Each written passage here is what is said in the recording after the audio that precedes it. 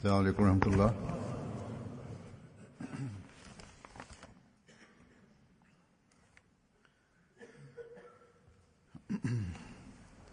Eşhedü en la ilahe illallah vahdehu la şerike lehu ve eşhedü enne Muhammeden abduhu ve resuluhu.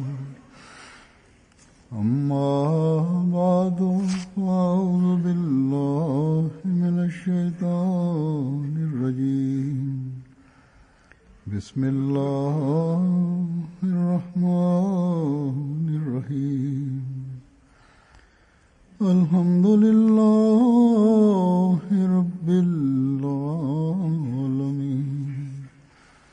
Errahmanirrahim.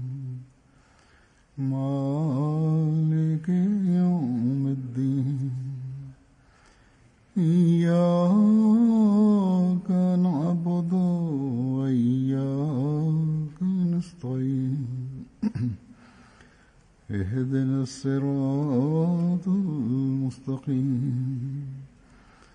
صراط الذين أنعمت عليهم غير المغضوب عليهم ولا الضالين.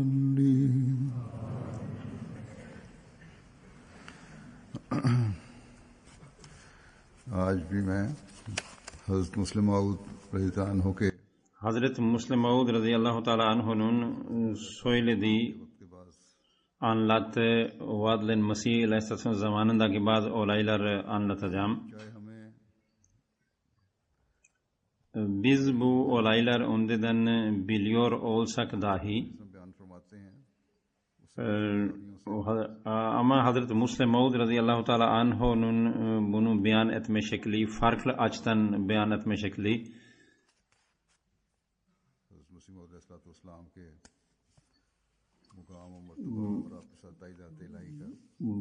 çok farklı bunu anlam kazandırıyor ve Vadl-i Mesih aleyhisselam'ın o zamandaki olaylar nasıl onun Allah tarafından desteklendiğini göstermektedir.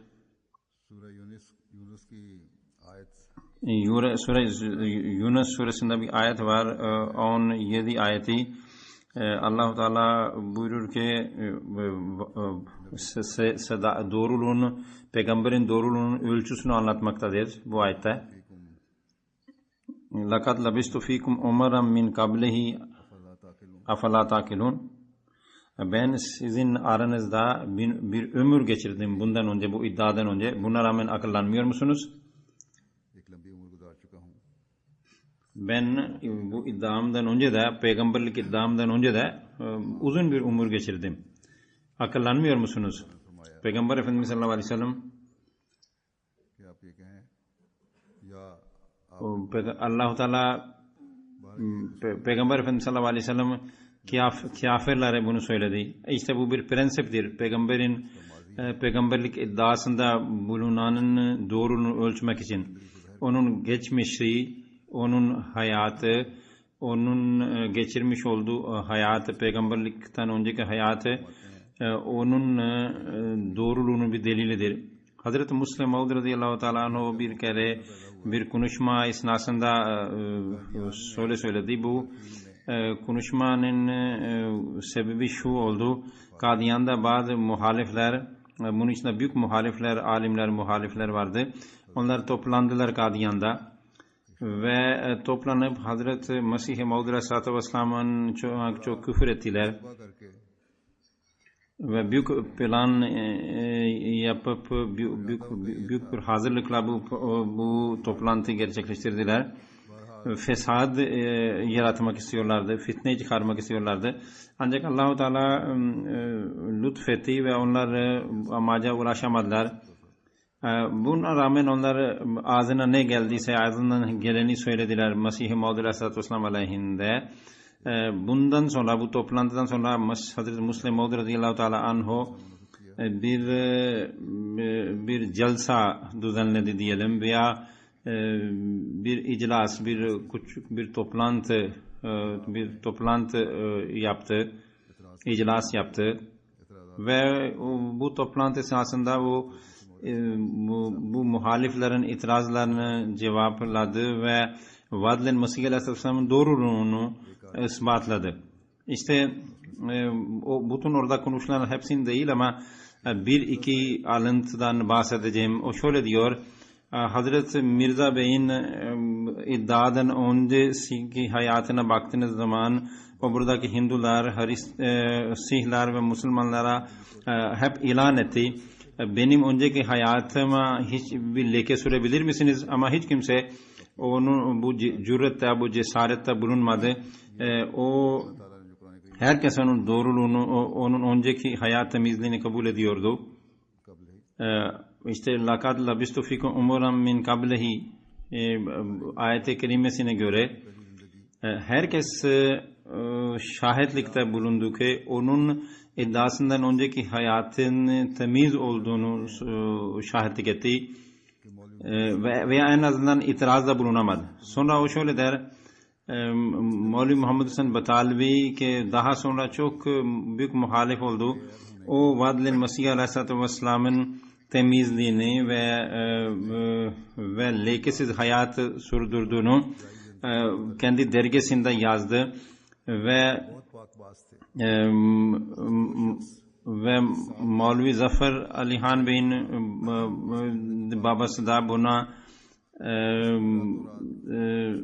aynen onun temizliği için şahitlik etti kendi gazetesinde. Şimdi insan psikolojisinden bahseden alimler açıkça bunu kabul ediyorlar ki bir ayıp birdenbire insan içine yerleşmez. Yavaş yavaş o yerleşir ve ahlaki kötülükler gitgide insan içine yerleşir ve birdenbire bir insan kötü olmaz. İşte bakınız onun geçmişi ne kadar lekesizdir ve ne kadar aydındır. Sonra Allah Teala der ki Sure Mümin'de la nansuru rusuluna, biz peygamberlerimize mutlaka yardım ederiz. Bu yardım Mesih-i Maud Aleyhisselatü Vesselam için nasıl gerçekleşti? Hazreti Müslim Maud radıyallahu teala anh şöyle der: Mesih-i Maud Aleyhisselatü Vesselam'ı öldürmek için çeşitli yollar denendi. Bazı kimselerden bazı kimselerin niyetleri ortaya çıktı ve başarısız kaldı ve onun aleyhinde mahkemeler açıldı onu astırmak için. Dr. Martin Clark ona dava açtı ve adamın biri onunla beraber onun şahit olarak mahkemeye çıktı ve dedi ki ben bunu, o beni, Dr. Martin Clark'ı öldürmek için beni tuttu.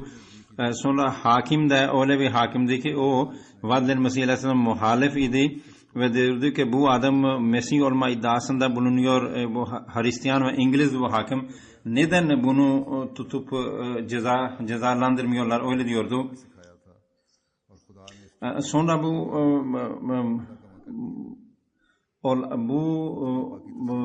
olay ve bu dava mahkemeye çıktığında aynı hakimin karşısında o şahit yalan söylediğini kabul etti. Huzur diyor ki Müslim Maud radıyallahu anh diyor ki Mevlevi Şimli Bey, Umar Din Şimli Bey diyor ki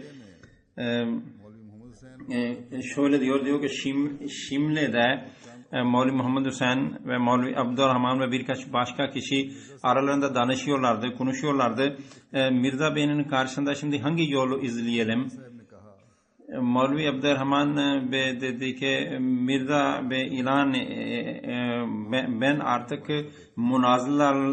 münazaralar yapmayacağım diye ilan etmiştir. Biz onu münazaraya çağıralım. O eğer davetimizi kabul ederse biz diyecek bakın önce bu adam yalan söyledi. Hani demişti ben münazara etmeyeceğim demişti ve şimdi ve eğer münazara için davetimizi kabul etmezse biz diyeceğiz ki efendim o bu adam yenilgiyi kabul etti.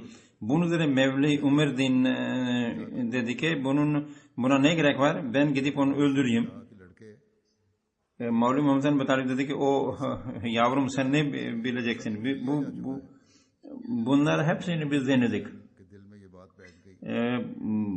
Mevli Umerdin Bey bu söz çok Mevli Umerdin Bey çok etkiledi ve o gelip Ahmedi oldu. Geri giderken Mevli Muhammed Hasan Batalvi ile karşılaştı. Betala tren istasyonunda karşılaştılar. O sordu sen nereden geldin dedi ki ben Kadiyan'dan biat edip geliyorum. Bunun üzerine Mevli Bey dedi ki sen çok şerli insansın, babana şikayet edeceğim.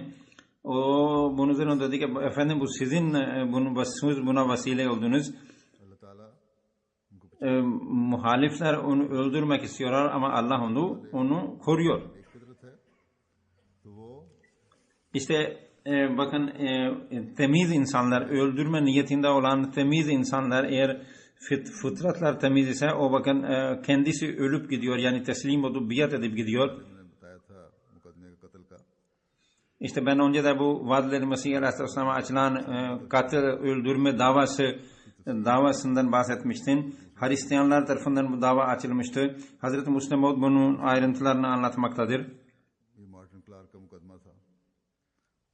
İşte Martin Clark bu dava açmıştı ve Mevli Muhammed Hasan Batalvi şahit olarak oraya çıkmıştı. Allah Teala onu nasıl küçük düşürdü? Hazreti Müslim Maud radıyallahu anh der ki Martin Clark mahkemede iddiada bulundu ki Mirda Bey beni öldürmek için birisini yolladı. Müslümanlardan kendilerine ulema diyen kısımda bu papaza destekledi. Nitekim Mevli Muhammed Hasan Batalvi de Vadil Mesih aleyhinde şahitlik etmek için mahkemeye çıktı. Allah Teala Mesih Aleyhisselam önceden söylemişti ki bir hoca, bir molla karşına çıkacak ve Allah onu rezil düşürecektir. Mahkemeye çıkacak ve rezil düşürecektir. Allah Teala bakın Vadil Mesih Aleyhisselam'a vahiy ederek söylediği halde ve Allah Teala'nın vahiyini gerçekleştirmek için caiz olan her yola başvurmak caizdir. Şimdi Mevli Fazıldin Bey bir gayri-ahmedi bir avukat idi. O bu mahkemede Vadil Mesih Aleyhisselam tarafından avukat olarak mahkemeye çıkmıştı. O kendisi anlatıyor. Diyor ki ben Mevli Muhammed Hasan Batalvi küçük düşürecek olan ben bir soruyu sormak istedim. Ama o Vadil Mesih Aleyhisselam bana böyle bir soru sormama hiç izin vermedi. Bakınız mahkemelerde şahit tipini küçük düşürmek için böyle soruların sorulması çok normaldir. Mevli Fazıldin Bey yani o avukat bey Vadil Mesih Aleyhisselam bu sorular okuduğunda Vadil Mesih Aleyhisselam bir soruyu dinleyince dedi ki biz böyle sorulara hiç katlanamayız, hiç ben izin vermem. Bunun üzerine avukat dedi ki efendim sizin aleyhinizde bu soru sorulursa onun itibarlı düşecektir. Çünkü o adam kendini Müslümanların lideri olarak kendini takdim etmektir. Onun böyle vakurlu bir kişi olduğu ve böyle asil bir kişi olmadığını ispatlamamız gerekir. Şimdi o avukat Hanfi'ydi, Ahmedi değildi ve onların lideriydi Hanfilerin. Ve dini açıdan Vadil Mesih Aleyhisselatü Vesselam'a muhalif idi. Ama ne zaman gayri-ahmediler arasında Vadil Mesih Aleyhisselatü Vesselam'a bir suçlamada bulunduysa o hep derdi ki efendim inanışlar ve akideler ayrıdır ama ben hep gördüm ki Mirza Gulam Ahmed'in ahlaklar o kadar yücedirler ki bizim alimlerin hiçbirisi onun karşısına duramaz. ve ben onun öyle durumlarda ben onun ahlaklarını denedim ki aramızdan hiç molla bizim alimlerimizden hiçbirisi onun yanında duramaz. İşte bakınız Müslim Maud radıyallahu anh diyor ki vaad edilen Mesih aleyhissalatü vesselam'ın ahlakına bakın, böyle bir öldürme mahkemesi vardır. Allahu Teala mahkemesi vardır ve vaad edilen Mesih aleyhissalatü vesselam onun küçük düşürecek bir sorunun sorulmasına izin vermiyor. Ama Allahu Teala vaad edilen ve bir tarafta bu soru sorulmasına izin vermiyor ve bu onun ahlak yüceliğinin muhaliflerinin karşısına çıkardı. Ama diğer tarafta Allahu Teala öyle durumlar ortaya çıkardı, öyle olaylar yaşandı ki Mevli Muhammed Hüseyin Batalvi küçük düştü. Mesih-i Maud Aleyhisselatü Vesselam hakimin karşısına çıktığında o vaad edilen Mesih Aleyhisselatü Vesselam'ın yüzünü görür görmez onun kalbi değişti.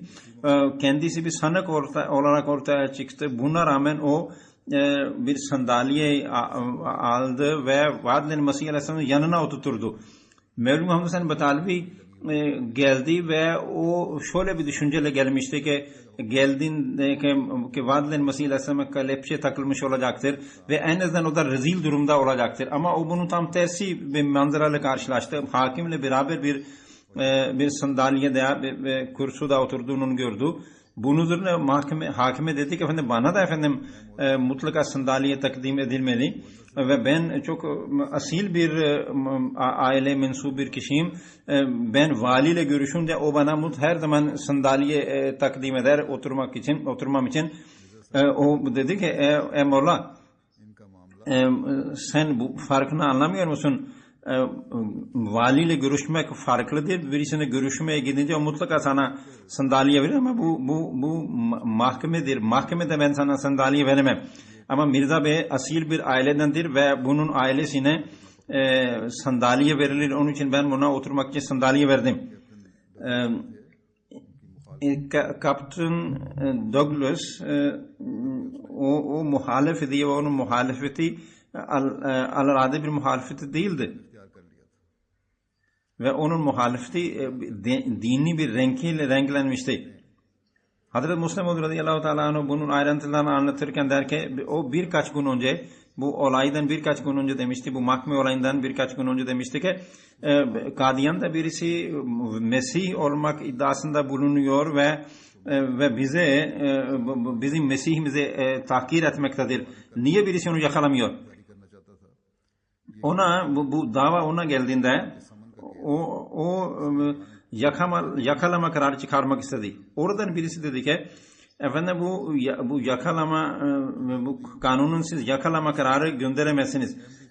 Celaluddin Bey orada bir polis müdürüydü. Ahmedi değildi ama iyi bir insandı. O da hakime dedi ki efendim bu çok haksızlık olur. Yakalama emri çıkarmak istiyorsunuz ama bu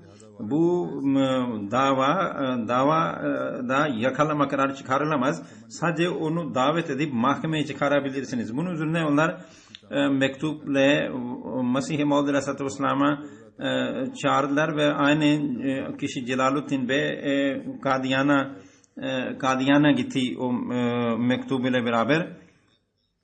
Vaad edilen Mesih Aleyhisselam adalete mahkemeye geldiğinde o hakim Kaptan Douglas birkaç gün önce kendisi demişti bu adam bizim Mesih'imize İsa'mize hakaret ediyor, bunu niye yakalayalım?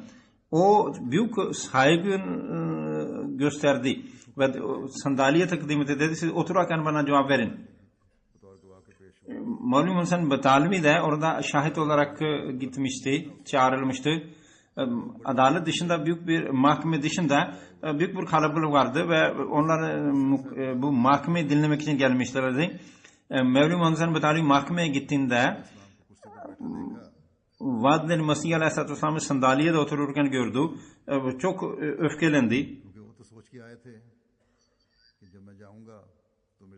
O şöyle düşünmüştü, ben gideceğim Mirza Ghulam Ahmed ellerine kelepçe takılmış olacaktır veya rezil düşünmüş olacaktır. Ama burada tamamıyla ters bir durumla karşılaşmıştı. Dava bir İngiliz bir hakime verilmişti ve Dr. Martin Clark da İngiliz idi. Aslında bu aslında İngiliz olduğu meşhurdur ama aslında o bir Pathan'ın neslinden idi ve o Pathan bir İngiliz hanımla evlenmişti. İşte böyle iki taraftan İngiliz olmasına rağmen Vaad-ı Mesih Aleyhisselatü Vesselam büyük muhalifler olmasına rağmen Vaad-ı Mesih Aleyhisselatü Vesselam'a saygı gösterildi orada. Mevlam Muhammed Sen Batalvi bu olaylar gördü, bu manzarayı gördü, manzarayla karşılaştı.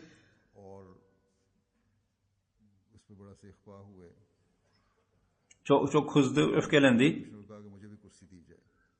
O hakime dedi bana da sandalye ver. O zaman o İngilizler mollalara çok hakir bir mahlukat zannederlerdi. O dedi ki efendim hakim dedi ki ben istediğime sandalye veririm, istediğime vermem. Sen kimsin benden sandalye isteyen? Bunun üzerine ve hakim dedi ki ben Mirza Bey'in ailesinin her zaman sandalye mahkemelerde veya devlet sandalye verildiğini görüyorum. Onun için ben ona verdim. Sen kimsin? Molla dedi ki efendim ben efendim çok asil bir aileye mensup bir insanım. Ben valiye çıktığım zaman o bana sandalye takdim eder. Bunun üzerine hakim dedi ki sen çok cahil bir insana benziyorsun. Sen farkında değil misin? Mülakata gittiğinde birisi görüşmeye gidince sana sandalye verir ama burası mahkemedir. İşte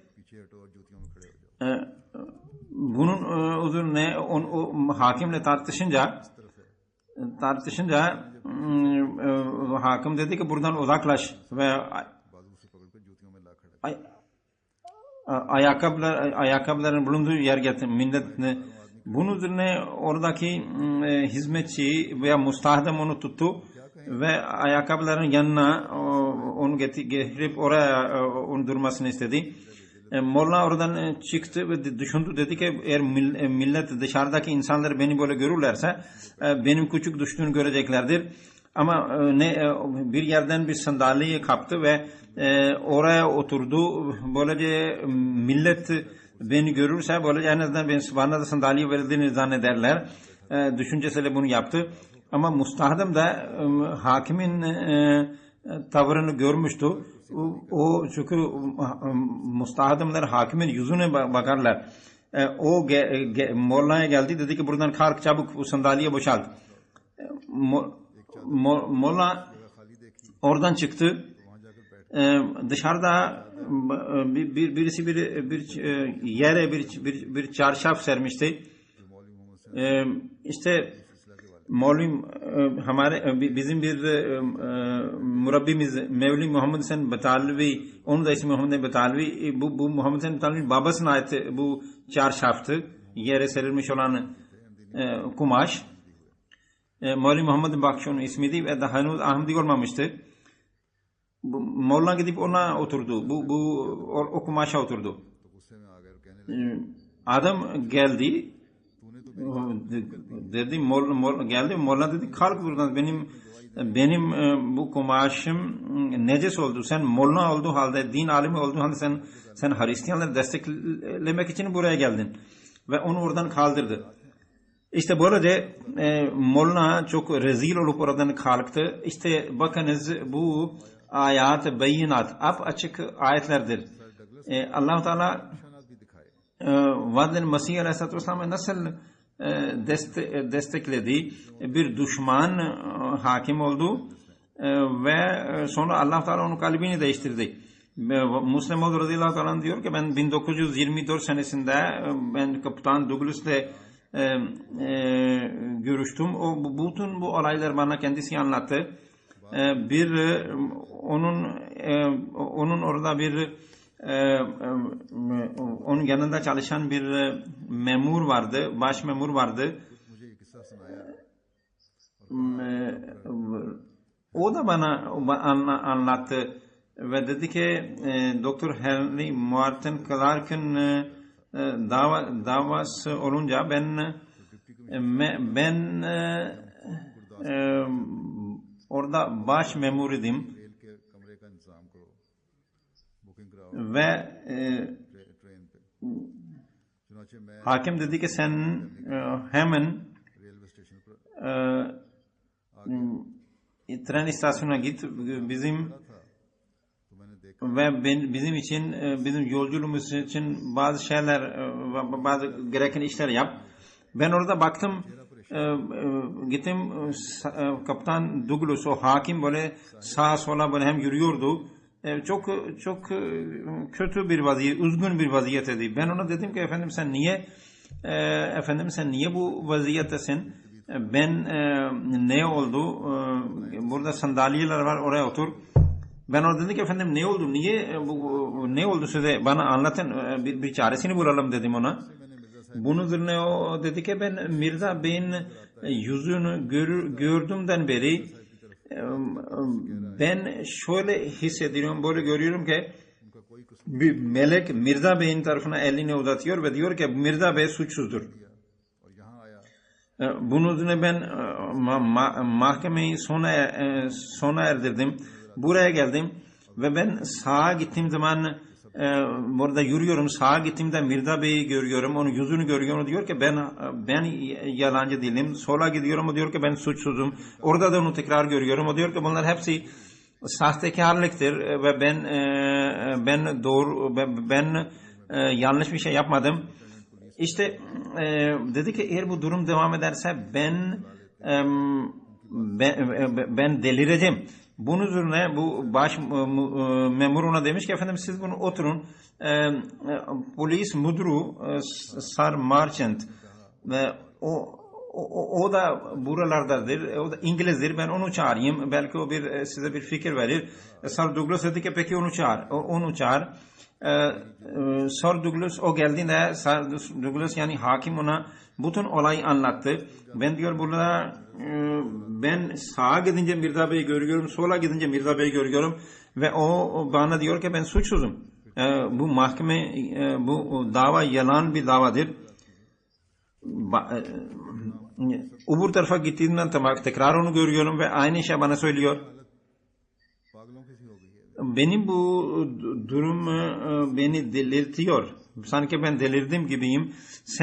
Sen bana bir yardım edebilir misin? Bunun üzerine polis müdürü ona dedi ki efendim bunda sen kendi suçun var, başka kimsenin suçu değildir. Çünkü şahit papazların elinde bırakmışsın. O şahittir. Yani o gelip beni öldürmek için ben gönderildim. O papazların elindedir. Onlar ona ne diyorlarsa o gelip mahkemede sunuyor, söylüyor. Sen ona polise ver. Ondan sonra bakalım o ne diyor. Bunun üzerine hemen Sir Douglas kağıt ve kalem istedi, emir verdi. Dedi ki şahit polise teslim edilecektir. İkinci günü aynı gün o şahit yalan söylediğini kabul etti.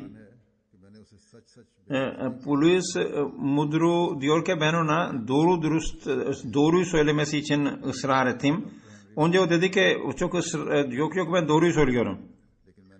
Ve Mirza Bey beni göndermişti. Beni gönderdi bu Dr. Martin Clark'ı öldürmek için. Bunun üzerine ben ona dedim ki ben olayı anladım ve ben şahit dedim ki ben hakimden karar aldım. Artık sen papazlara geri gönderilmeyeceksin. Bana doğruyu söyle. O bunun üzerine benim ayağıma kapandı ve dedi ki efendim beni kurtarın. Ben şimdiye kadar hep yalan söyledim. Sen efendim siz görmüyor muydunuz? Ben mahkemeye çıktığım zaman hep elime bakardım. Çünkü papazlar bana mahkemeye gidip Mirza Bey beni bu papazı öldürmek için göndermişti dediklerinde diyorlardı ki onlar falan Mistri Kutubuddin Bey'in evine gitmesine bana Mirza Ghulam Ahmad Bey demişti, Musri Kutubuddin Bey'in evine git. Halbuki ben oradaki Ahmedileri hiç tanımıyordum. Ben papazlara dedim ki efendim ben onun ismini nasıl aklımda tutacağım? Bunu da onlar benim elim üzerime onun ismini yazdılar. Hakim bana sen Enver Sar'da kimin evine gittiğimde ben elimi açıp bakıyordum. Müstri Kutup Bey'e gidiyordum. Filanca Ahmet'in evine gidiyordum. Mirza Bey beni göndermişti. Kısacası o bütün olanları anlattı.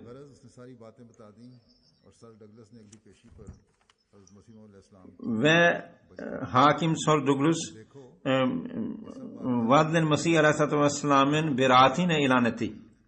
İşte bakınız bunlar ayat-ı beyinattir. Apaçık ayetlerdir, Allah'ın ayetleridir.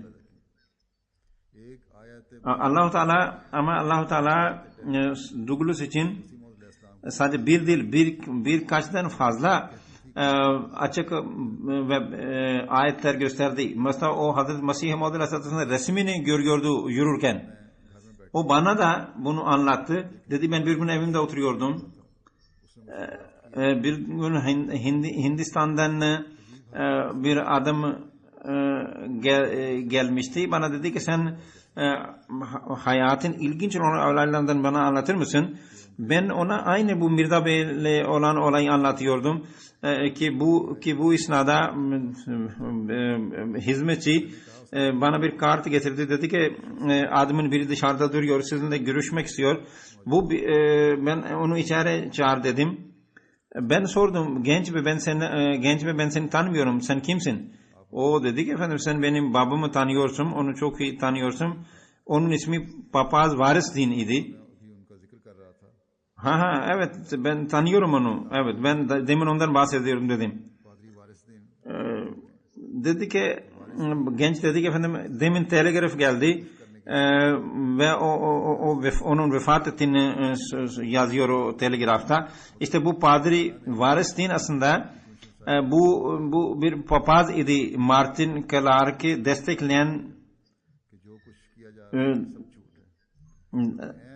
ve bakın işte şahit de bu olayda yalan söylediğini kabul etti ve Martin Sir Douglas'ın tam bu olayı anlatırken bir gencin yani bu olaylara asıl sebep olan adam bu olayla anlatırken onun vefatının haberini alması bu da bir ayet-i beyinattır.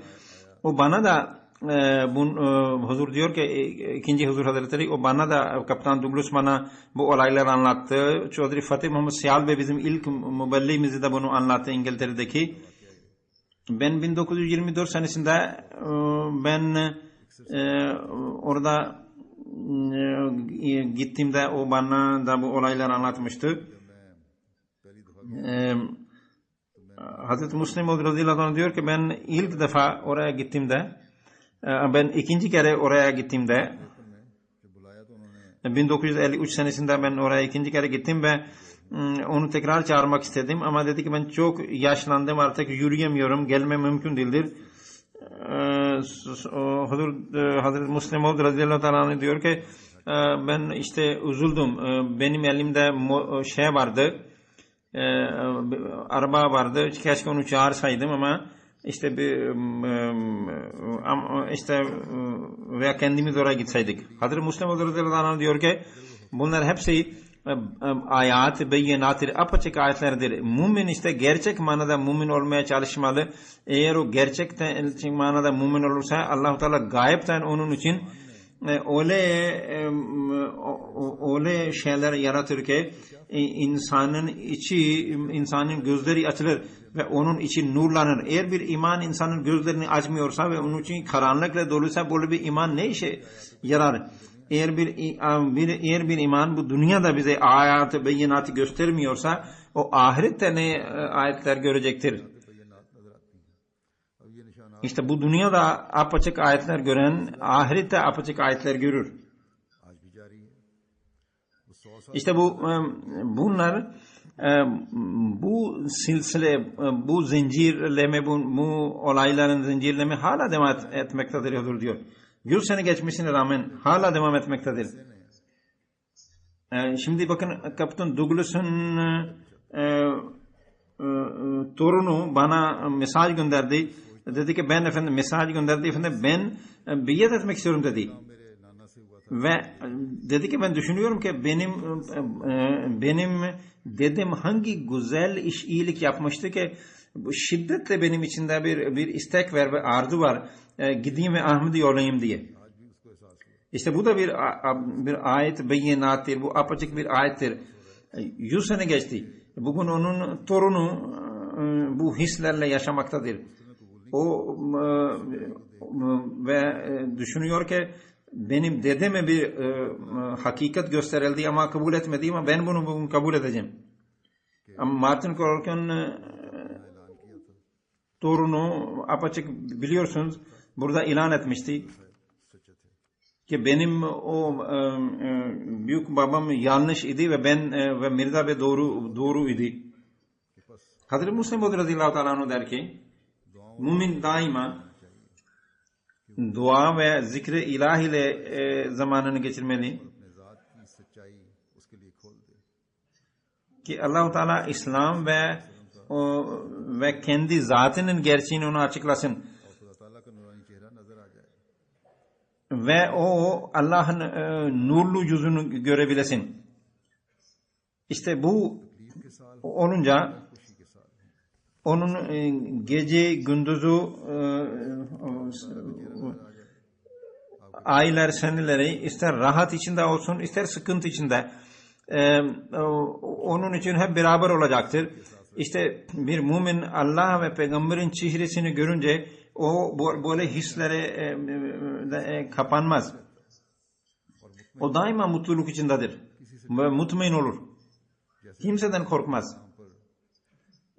Tıpkı Hazreti Mesih-i Maud Aleyhisselatü Vesselam'ın Kerem din dindaki Kerem din ona mahkeme açmıştı ve Aryalar Hindular hakim dedi ki mutlaka Mirza Bey cezalandır. Haca Kemaluddin Bey bu haberi duydu ve Vadil Mesih Aleyhisselam geldi. Dedi ki Aryalar hakimden söz aldılar. Mutlaka size ceza verilecek. Siz buradan gidin. Gurdaspur'dan çıkın Kadiyan'a gidin. Eğer siz Gurdaspur'da kalırsanız mutlaka o hakim size ceza verecektir.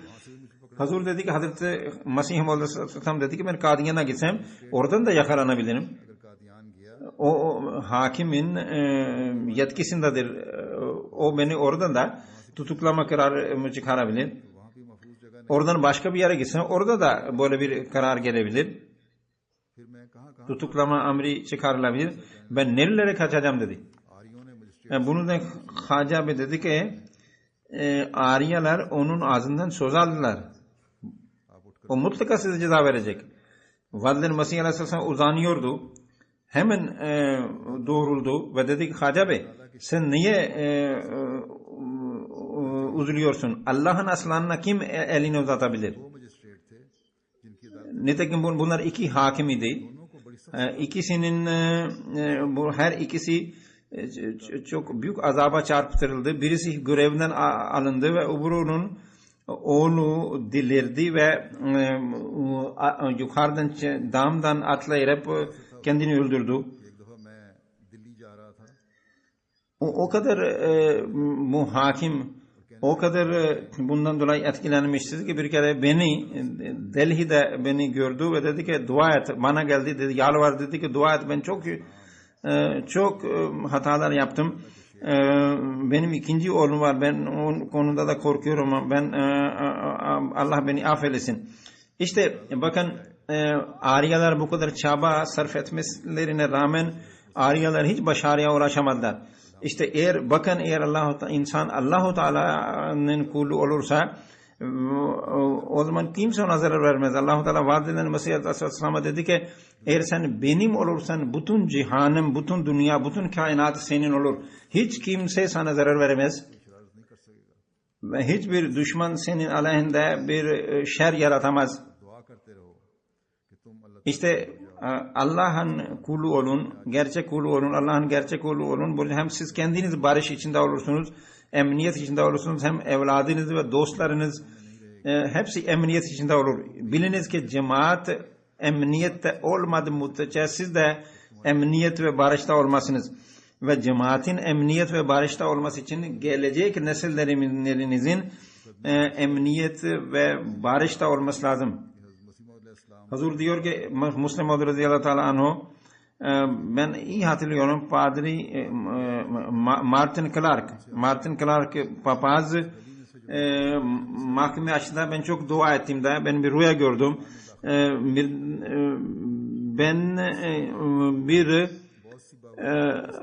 Ben Mirza Sultan Bey'in evinin yanındaki sokaktan evime girmeye çalışıyorum ve orada çok kalabalık var. Polis beni durdurmaya çalışıyor.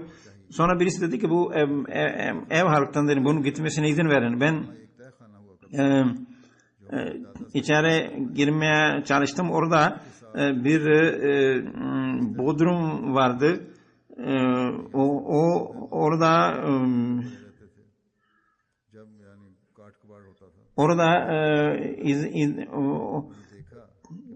Oraya merdivenler iniyordu. Orada bir zamanlar işte tehlikeler vesaire gibi şeyler duruyordu. İşte ben baktım ki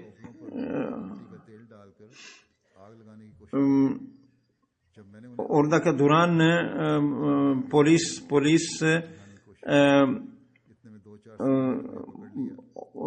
ateşi vermeye çalışıyor. Ben polisleri ateş söndürmek istediğimde polis beni yakaladı. Birisi beni kolumdan, birisi başka vücudunun çeşitli yerlerden yakalayıp uzaklaşmaya çalıştılar. Ama ben ateşi vermesin diye ben çabalamaya çalışıyordum. Tam bu esnada ben yukarı baktım. Orada bir yazı gördüm. Kim Allah'ın sevgili kuluysa kimse ona zarar vermez. Böyle gördüm. İşte Hazreti Müslim Maud radıyallahu anh diyor ki biz Mesih-i Maud aleyhisselatü vesselam'ın hayatında onlarca olay gördük. Vadil Mesih aleyhisselam elinde ne kılıç vardı ne de ok vardı ama Allah-u Teala onu her yerde destekledi.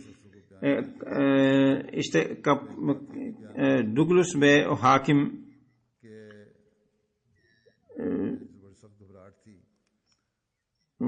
diyordu ki ben önce de anlattım, ben çok işte benim için çok rahatsızdı bu dava yanlıştır. Ben karara vardım, hak ortaya çıktı.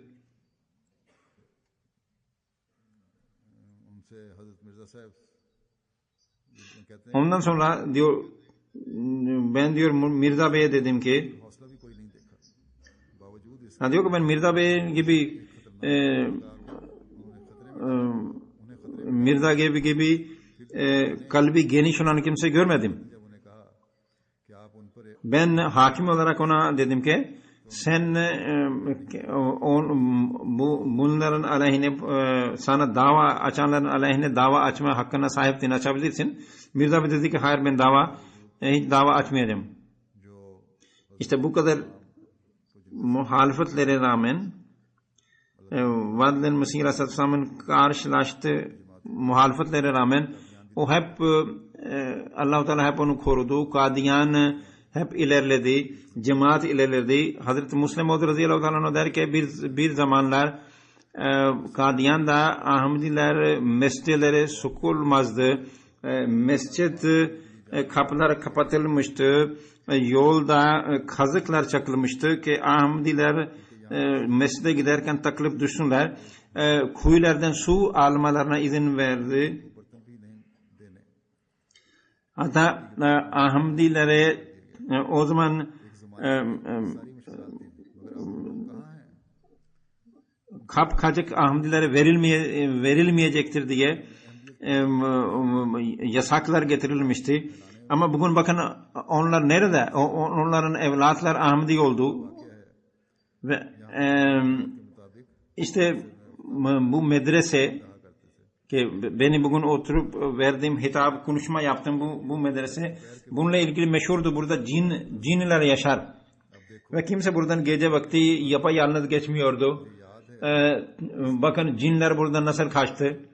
Ben çok iyi hatırlıyorum. Buradan geçerken Vadel Mesih Aleyhisselam rüyasını anlatmıştı. Kadiyan Biyas'e kadar genişledi ve o zamanlar burada sadece 7-8 kişi Ahmedi ailesi vardı ve çok fakir idiler. Diğerleri misafir olarak gelirlerdi. Ama şimdi bakın Allah Teala ne kadar ilerleme sağladı, nasip edildi. Bugün Hazır diyor ki bugün elhamdülillah o Kadiyan daha da güzelleşti. Orada çeşitli binalar yapıldı ve biz onun ilerlemesine hep şahit olmaktayız. Ama muhalif Hindular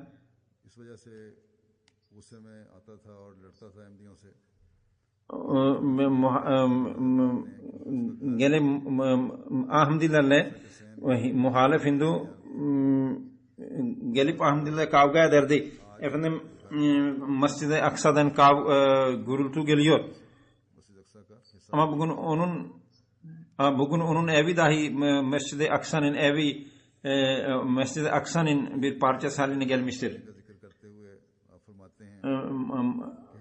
Muhaliflerin sosyal ilişki kesme gibi muhaliflerini gördük. Vadel Mesih Aleyhisselam evini temizlemek için gelen düşük kastların gelmesi de yasaklandı. Herkes dalga geçiyordu, istihza ediyordu. Ne oldu bu muhaliflere rağmen?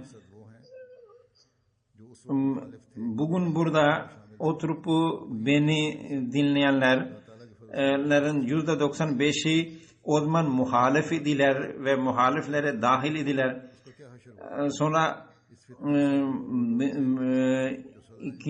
birinci halifenin vefatından sonra bir fitne ortaya çıktı. Peki ne yapabildiler? O zaman çok ileri gelenler, bazı insanlar benden bahsederken diyorlardı ki peki bu çocuk ne hilafet yapacak? Biz buna mı hilafet olarak kabul edeceğiz? Ama Allah-u Teala öyle bir heybet onlara, bana öyle bir heybet nasip edildi ki onlar kaçıp Kadiyan'dan kaçıp gittiler. O zaman diyorlardı ki %98 Ahmedi bizimledir. Ama bugün %98'den fazla hilafete tabi oldu. Şu anki Hazreti Amir Hanım diyor ki o zaman Hazreti Musleh Maud radıyallahu teala'nın hitap ettiği kişiler sadece ne kadar ise bence bugün burada benim önümde ondan çok daha fazla kişi oturmaktadır. Hatta Mescid-i Fazıl'da oturan insanlar bile orada oturanlardan daha fazladırlar.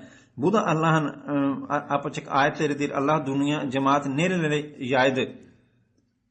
İşte bunların hepsi Vadel Mesih Aleyhisselam'ın doğruluğun delilleridir.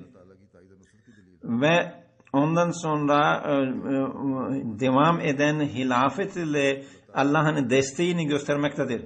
Allah-u Teala biz her zaman bize nasip eylesin. Her zaman biz bu konular aklımızda tutalım.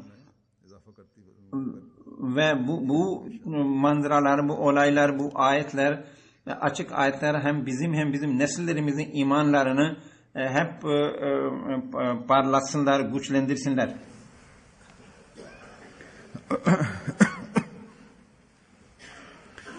Elhamdülillah